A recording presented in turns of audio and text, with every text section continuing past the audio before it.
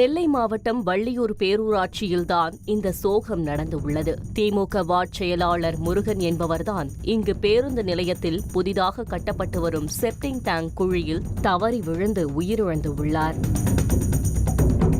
வள்ளியூர் பேரூராட்சியில் நகர சீரமைப்பு திட்டத்தின் கீழ் 14 கோடி ரூபாய் மதிப்பீட்டில் புதிய பேருந்து நிலையம் கட்டுவதற்கான பணிகள் முழுவீச்சில் நடைபெற்று வருகிறது.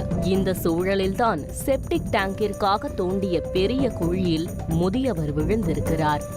புதிய பேருந்து நிலையத்தில் செப்டிக் டேங்க் கட்டுவதற்காக குழிகள் தோண்டப்பட்டு உள்ள நிலையில் இதுகுறித்து பொதுமக்களுக்கு எச்சரிக்கை பலகையோ அல்லது தடுப்புகளோ என எதையுமே அமைக்காமல் திறந்த வெளியாக இருந்த இந்த செப்டிக் குழிதான் முதியவரின் உயிரை பறிக்க பேரூராட்சி நிர்வாகத்தினர் அலட்சியமே காரணம் என கூறப்படுகிறது. ஆள் நடமாட்டம் அதிகமான பகுதியில் தோண்டியிருந்த இந்த குழிக்குள் ஒருவர் சடலமாக கிடப்பதாக போலீசாருக்கு தகவல் அளிக்கப்பட்டது.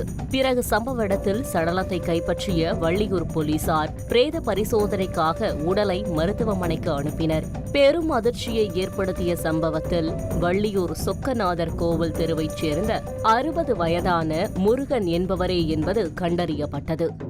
வள்ளியூர் நகர பஞ்சாயத்து 9வது வார்டு திமுக செயலாளரான முருகன் இரவில் புதிய பேருந்து நிலையத்திலிருந்து வீட்டிற்கு திரும்பி சென்று உள்ளார். அப்போது திடீரென எதிர்பாராத விதமாக அங்கே தடுப்புகள் ஏதுமில்லாமல் திறந்த வெளியாக இருந்த குழிக்குள் தவறி விழுந்து பரிதாபமாக உயிரிழந்திருப்பது போலீசாரின் விசாரணையில் அம்பலமானது.